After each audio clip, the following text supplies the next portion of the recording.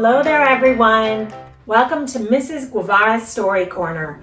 It's me, Mrs. Guevara, and I'm so glad to see all of you today. Hi, kindergartners. Hi, everyone. And wow, for our special helper. Who's my special helper?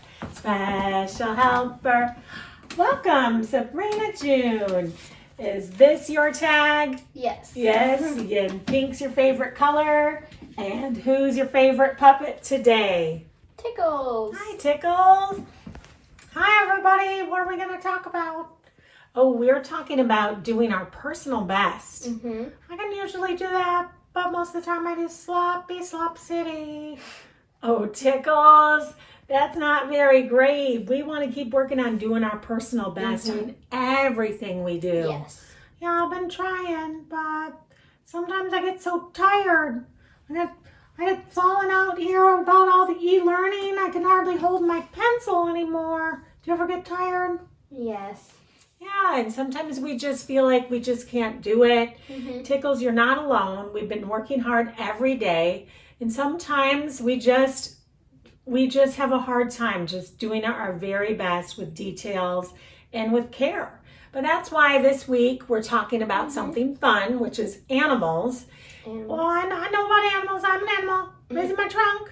And I know a song about animals. It goes like this. Old MacDonald had a farm. E-I-E-I-O. It has E in it for elephant. Yep.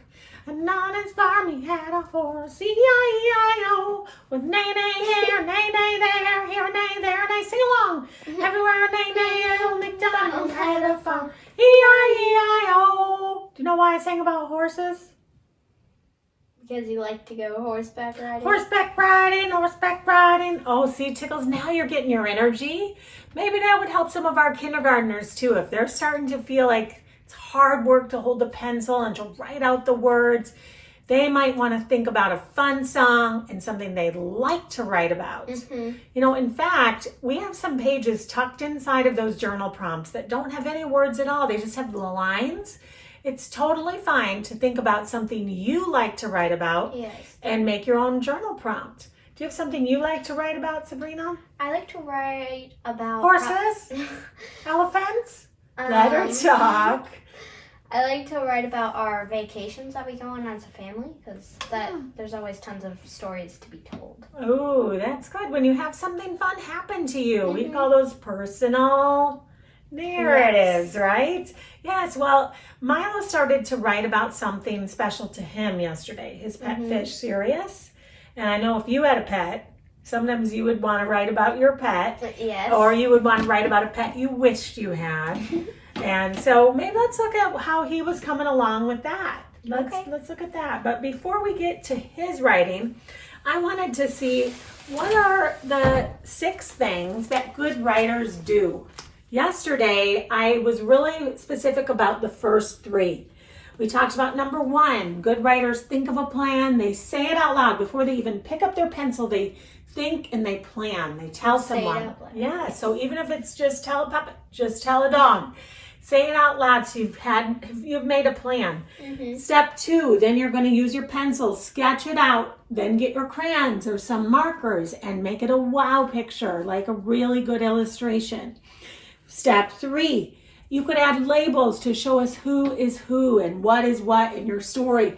Then even add a speech bubble, right? Okay, but what about 4, 5, and 6? We didn't get to those yesterday. Can you tell me what good writers do, number 4? Writing complete sentences, starting with a capital, ending with period, question mark, or exclamation point. Yes, and that's a big deal for kindergartners. Yes. Yeah, so for them to be now writing a complete sentence or 2 or even 3, it takes thinking, saying it out loud, then going back and rereading. How'd I do? Does it sound like a complete sentence?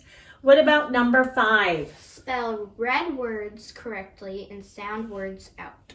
Okay, they have a whole list of their sight words. We've talked about those before. Have those next to you. Use them as a reference. That's totally fine to get some help with the spelling. Then think of the beginning, middle, and end sounds, right? Okay, then the last one is what we're saying. Do their personal best. Yes, really think about am I doing my best, or am I trying to just take it easy or give up before I really am proud of my work? You always want to do your best. Yes, and that's something you like to do, right? Yes. Don't you love to do your best and then come back and see what you did and just be proud of your work? Yes. Well, Milo got started yesterday. We looked at his illustration of his fish, and he did a good wow picture here with a label. Wow. Let's see what his words even said. Can you pull off that and reveal?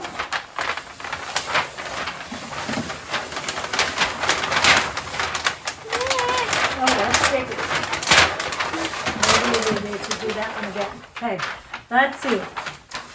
He says, you go ahead and read while I hold. I have a pet fish named Sirius. He is black and shiny. I got him one day when I was... Doesn't say anything. Ooh, do you think he didn't reread that sentence? Yeah. Maybe not. Is there a word that we maybe would fill in there? Maybe like an age when I was... Okay, I think that was when he was 13, but I remember the story. He got him one day when he was sad. It was a bad day for Milo. Can you tuck that word in? Maybe we just needed to reread and say that word. Good writers are going to go back and reread their work. There's plenty of room to tuck. Sad. Okay, keep reading. He really cheered me up. Okay. Do you see something here? Did good writers start with a capital on that one? Yes. So do you want to change that H? Do I just like go over it? I think that would be fine. If we had a pencil, we could erase, but you can turn that into a capital H. Great. And then should we pop a capital R in there? Probably not. That surprised us. So why don't you cross that one off and put a lowercase right there? We can do that. Just like Tickle said, everybody makes mistakes. He really cheered me up. And we forgot one last thing. A period. Or if he was excited. He could do an exclamation point. Yeah, go ahead. Do I do it? Okay. Now, sometimes when we're feeling like we're done with our words, we want to stop, or if we're tired, because writing takes a lot of energy. But look how there's one whole line. Milo could maybe even add something fun there. We don't have to do that right now. Just maybe good writers take a break. But could you think of what could be written there that maybe Milo would want to add?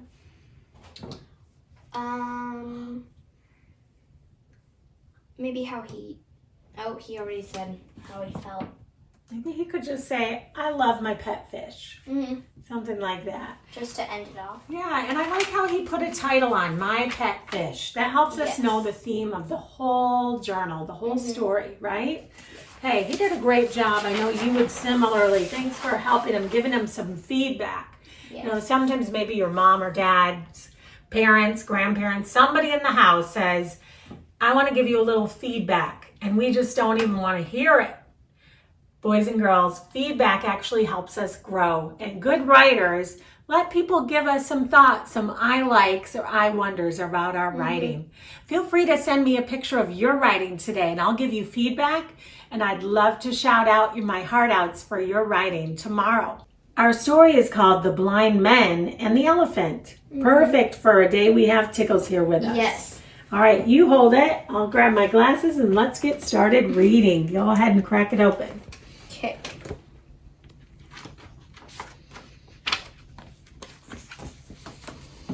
Long ago and far away, there lived 6 blind men. Although these men could not see, because that's what blind means, they learned about the world in many ways. They could hear the music of the flute with their ears. They could feel the softness of silk with their fingers. So they had other senses that they could hear, they could feel. They could smell. Cooking and taste its spicy flavor. Together, they took care of their home and they were very happy. Then one day, the blind men heard some exciting news. The prince had received a new elephant at his palace. Ooh. Do you think that they knew what an elephant was? The blind men, you go ahead and read that side. The blind men had heard of elephant, but they had never met one. They did not know what an elephant was like. "Let us go to the prince's palace," said one of the blind men. "Then we can find out what the elephant is really like."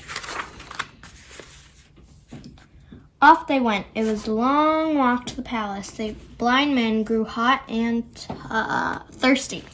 But they did not stop. They could not wait to touch the elephant.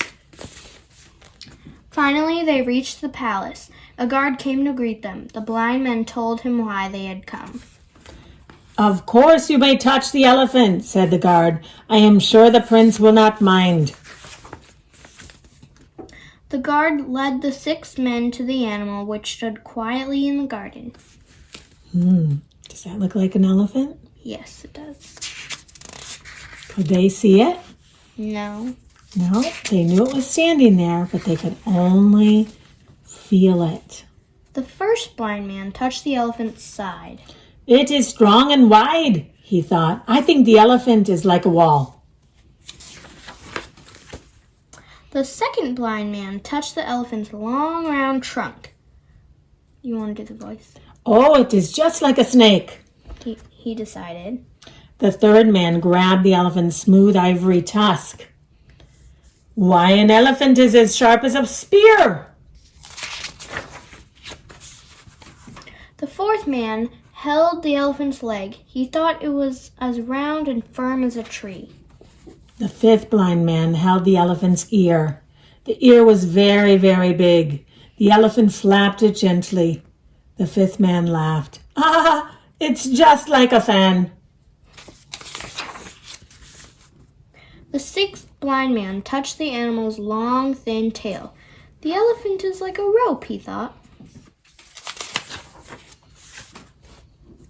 But now it was midday. The sun burned hot in the sky. The guard took the 6 men over to a tall, shady tree. "Why don't you rest here?" he said. "I will bring you some water." While they waited, the 6 blind men talked about the elephant. "No one told me that the elephant is like a wall," said the first man.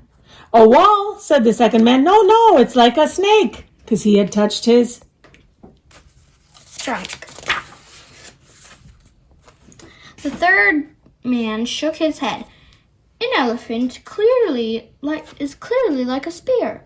"What?" said the fourth man. "An elephant is like a tree." The fifth man started to shout, "A wall, a snake, a spear, a tree? You are all wrong. An elephant is like a fan." "No, it is like a rope," yelled the sixth blind man. The sound of angry voices filled the garden. They were arguing.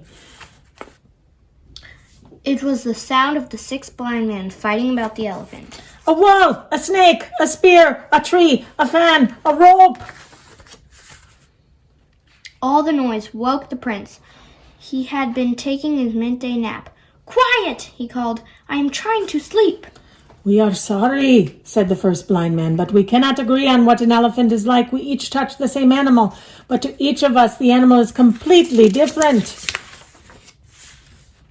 The prince spoke gently. "The elephant is a very large animal. Its side is like a wall. Its trunk is like a snake. Its tusks are like spears. Its legs are like trees. Its ears are like fans.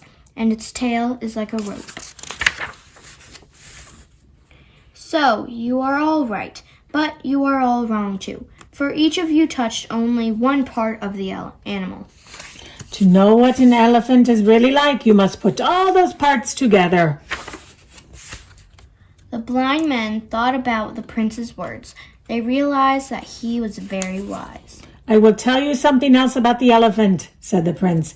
"It is very good to ride on. Now you will ride on it all the way home." And there were 6 spots for them to ride on. Oh, they went elephant back riding. Yes. Tickles would love it. And so they did. Wow, what a fun story. And if you think about it, they did some really good descriptions about one part each of the elephant, right? Yes. And maybe our kindergarten writers can do some good describing words even as they write in their journals and their prompts today. And they'll be doing their personal best.